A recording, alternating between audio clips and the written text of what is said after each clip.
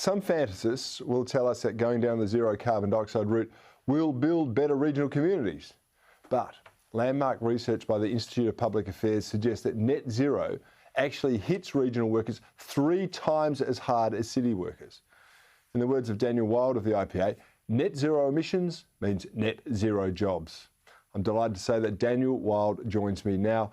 Daniel, thank you for your time on Bernardi. Now, all these unelected bureaucrats, these politicians that want us to bow down to climate zealots and, embrace renewable energy evangelism, do you reckon any of them have actually costed out the hardship that this would cause for our regional communities? Because it's not something that's going to see them grow, is it?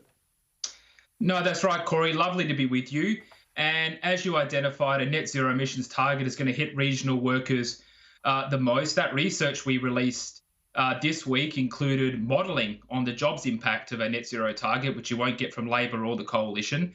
And what that found was that a typical worker in a regional electorate represented by the Nationals is 3 times more likely to have their job destroyed under net zero than a typical worker in a Liberal electorate. So this is a policy that is being created by and pushed by affluent inner city and inner suburban elites. They're not the ones that are going to be incurring the costs of that policy in terms of the impact on their jobs or to their communities. It's going to be mainstream Australians in the outer metropolitan parts of our cities and the regions of our country. And I just want to give you an example to demonstrate the point.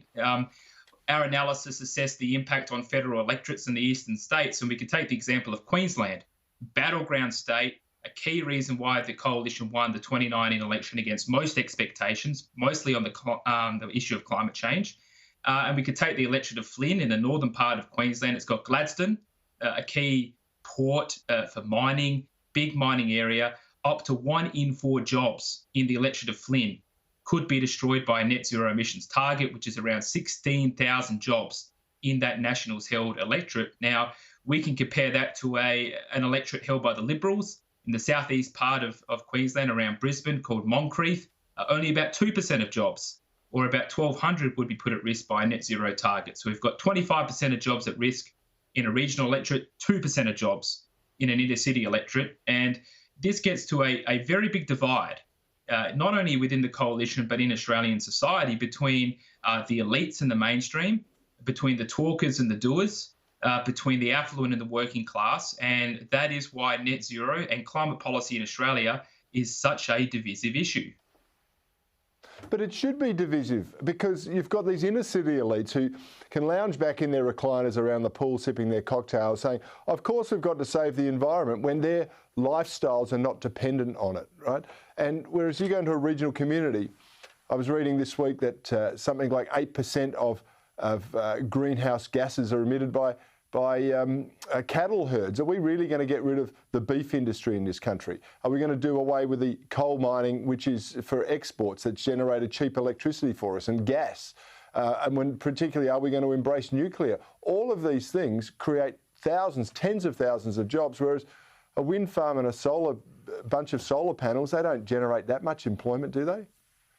They don't, Cory. We've, you hear this refrain from those spruiking net zero that, well, it doesn't matter if people lose their jobs in mining or in agriculture because they'll be able to find a new job in this green economy.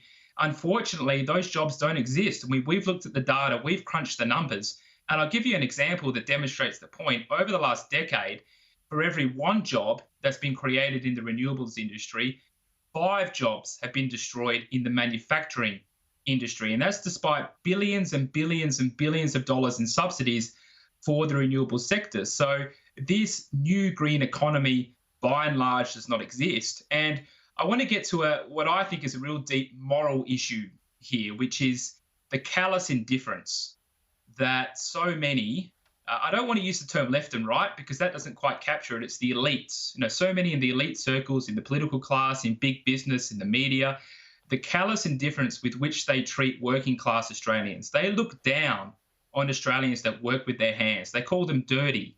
They're in polluting industries. And it's a very undignified and dehumanising attitude that they have. And if those Australians lose their job, as you say, well, that means they're going to be on welfare. They're going to be on a universal basic income, which is the next step along the line of this road. So that's the main concern that I have, Cory.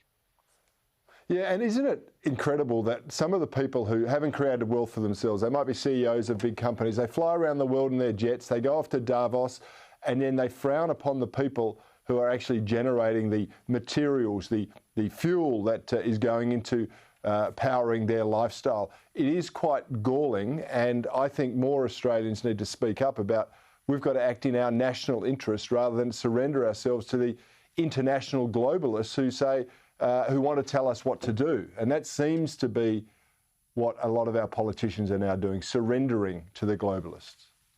They are surrendering. That's a good way of putting it, Cory. And we can look at the Paris Climate Agreement, as an exemplar of this problem of these global international climate agreements.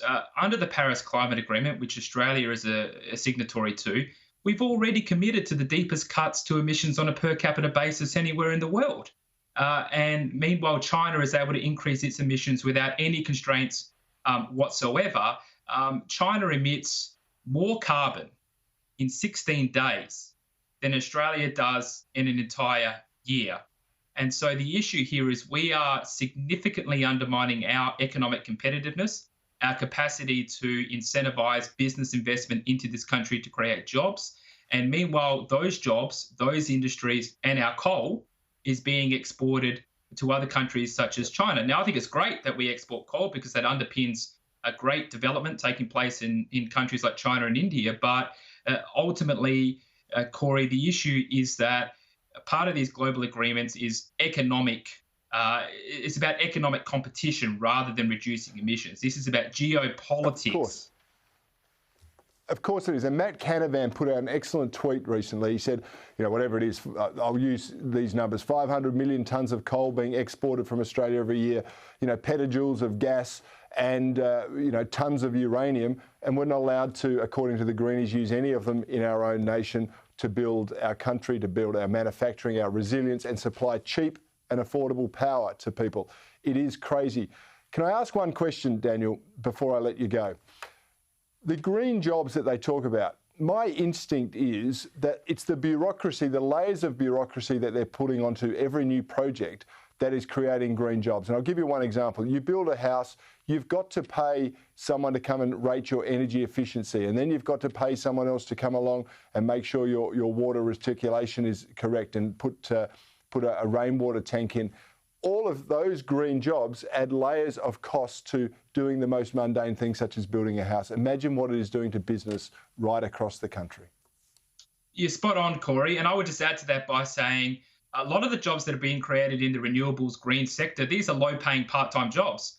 I mean, mining is the highest paid sector in the Australian economy. It's overwhelmingly full-time. And so is manufacturing. Manufacturing overwhelmingly provides full-time employment, yet those are the jobs that are being sacrificed for these relatively unstable, low-paying jobs. And the problem here is that it's been manufacturing, when you look at Australian history, that has been the backbone of integration of so many migrants that come here, low-skilled, they get a good job in a factory, they earn a decent wage, and they become a part of their community, and we're losing all of that.